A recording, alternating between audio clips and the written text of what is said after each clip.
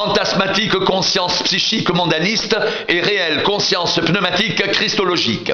L'homme naturel, de par sa nature et son état structurel de péché, fonctionne quasi mécaniquement et compulsionnellement par projection sur autrui de ses propres transgressions et blessures narcissiques sur un mode extra-punitif stigmatisant, punissant autrui ou accusant Dieu lui-même, sans aucune possibilité de remise en cause fondamentale de ses propres fautes, oblitérant ses possibilités d'accès à sa responsabilité par méconnaissance, déni et forclusion de l'ultime et suprême réalité de la personne et de l'œuvre libératrice et salvatrice de Jésus-Christ.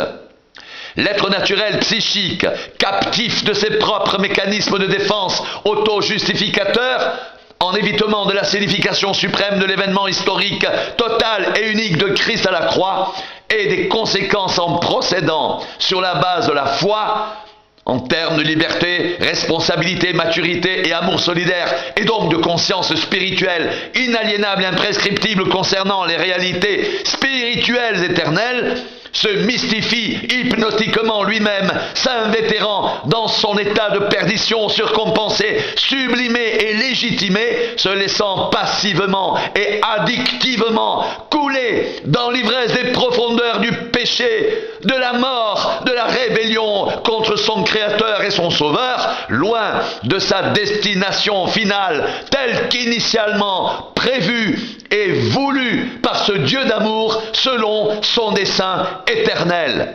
L'être, quel qu'il soit, possédant ou dépossédé, religieux, volontariste ou athée, hédoniste, qui n'a jamais affronté ni réglé à la croix la question de son état de péché et de l'éternelle culpabilité réelle, non imaginaire qui en résulte, ne peut ni connaître Dieu ni accéder au stade de responsabilité personnelle, spirituelle et éthique. Cet être demeure ainsi un être mineur, perdurant sous tutelle et curatelle des divers systèmes légalistes, philosophiques, idéologiques ou religieux, configurant le monde présent, dont la figure inéluctablement passe de par sa configuration immanente, transitoire, temporaire, éphémère, partielle, relative.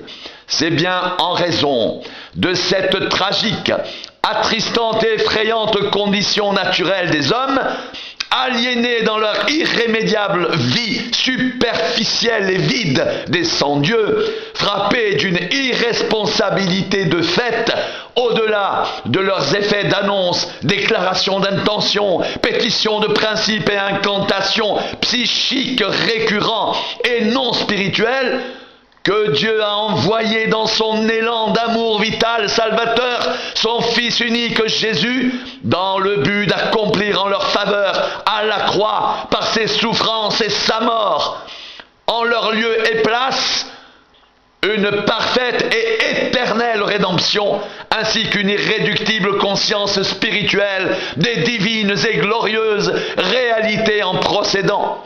Une seule alternative à deux branches, la grâce ou le jugement, responsabilité pneumatique illimitée ou irresponsabilité psychique illimitée.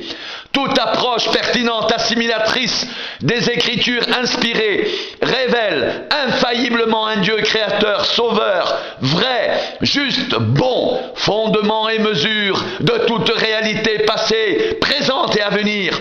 Ainsi, tout ce qui est ne l'est que par son intention suprême et sa volonté souveraine. Il dit et la chose arrive. Il ordonne et elle existe. Psaume 33, 6, 9.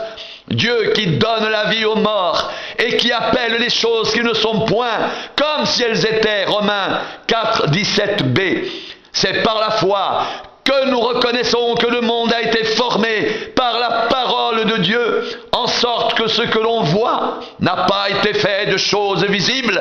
Hébreux 11, 3.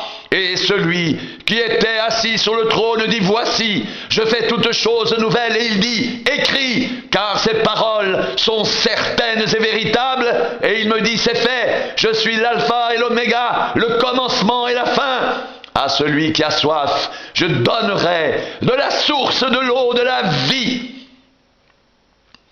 gratuitement. Apocalypse 21, 5, 6. En ce qui concerne les négateurs de la réalité divine, au temps de la fin, sceptiques, incrédules, nihilistes, occultistes, matérialistes, violents, idolâtres, fétichistes, Dieu les informe qu'ils devront assumer la pleine responsabilité de leurs actes, péchés, rébellion, abandon de Dieu en tant que tel, sauf pure et simple acceptation de l'effet de quittance libératoire procédant de la seule, unique et exclusive rédemption gracieusement offerte par Jésus-Christ. Dieu veut que tous soient sauvés. Il ne veut pas